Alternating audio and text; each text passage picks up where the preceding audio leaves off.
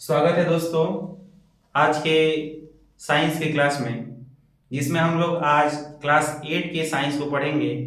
तो साइंस पढ़ने से पहले हम जानेंगे साइंस होता क्या है और साइंस की कितनी शाखाएं होती हैं। तो सर्वप्रथम हम समझते हैं साइंस क्या है। तो अलग अलग विद्वानों ने इसके बारे में अलग अलग परिभाषाएं दी है, जिसमें से मैंने आप एक छोटे मोटे तौर पे आपको समझाने का प्रयास किया है कि प्राकृतिक घटनाओं का सुव्यवस्थित, सुव्यवस्थित का मतलब होता है अच्छे ढंग से सजाया हुआ, सुव्यवस्थित एवं क्रमबद्ध तरीके से अध्ययन। तरीका और अध्ययन इन दोनों बातों में थोड़ा बहुत तालमेल बनता है। जैसे किसी चीज को समझाने के लिए हम उसको सीक्वेंस में सजाते हैं, तो क्रमबद्ध का मतलब होता है सीक्वेंस में करना। तो प्राकृतिक घटनाओं का सुव्यवस्थित एवं क्रमबद्ध तरीके से अध्ययन करना तथा इससे जो हमें प्राप्त ज्ञान होता है, इस ज्ञान को हम विज्ञान कहते हैं। इसको और आपको अच्छे ढंग से समझना है तो आप देख रहे होंगे कि विज्ञान में दो शब्द आपको दिखाई दे रहा है, एक है वी और दूसरा है ज्ञान। वी का मतलब होता है विशेष, वी का मतलब होता है विशेष प्रकार का, समझने के तौर पे हम लोग इसको देख रहे हैं। और ज्ञान आप जानते हैं नॉलेज, यानी विशेष प्रकार के ज्ञान को ही हम क्या कहते हैं, विज्ञान कहते हैं। अब हम देखेंगे कि विज्ञान की 3 शाखाएं होती हैं। पहला है भौतिक विज्ञान, जिसे फिजिकल साइंस कहते हैं। इसके जनक जो है वो न्यूटन को माना जाता है।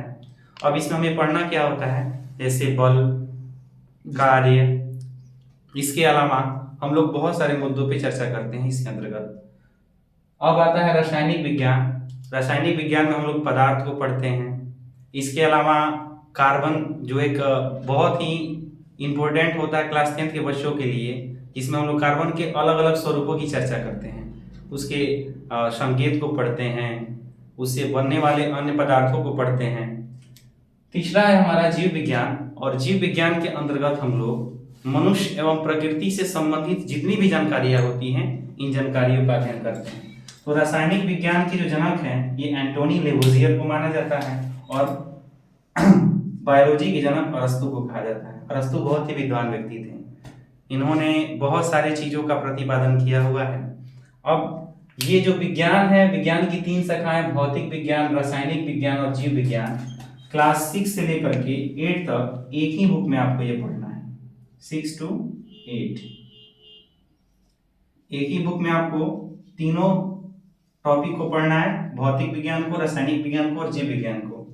अब जो क्लास 8 का अध्याय 2 है उसके बारे में हम देखते हैं। अध्याय 1 मैंने पहले पढ़ा दिया है, आप उसका वीडियो जाके सर्च करके राहुल पीसी लाइव पे देख सकते हैं।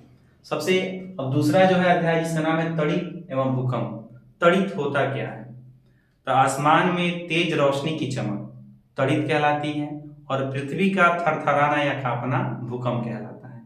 अब ये तड़ित क्यों आता है, तो बादलों के अंदर आवेश पाए जाते हैं, और ये आवेश 2 तरह के होते हैं। एक आवेश होता है धनात्मक और दूसरा आवेश होता है ऋणात्मक।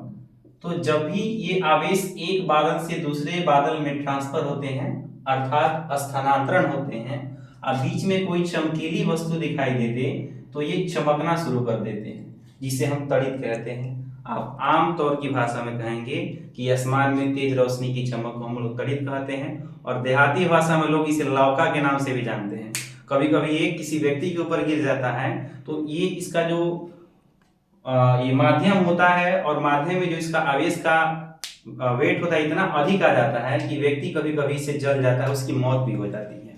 ठीक है, तो अमूमन आप तड़ित को समझ गए होंगे कि तड़ित क्या है। और तड़ित तड़ित जब भी होता है तो बादलों के आवेशों के स्थानांतरण के दौरान ही हमें दिखाई देता है। ठीक है, अब है भूकंप। तो पृथ्वी का थरथराना,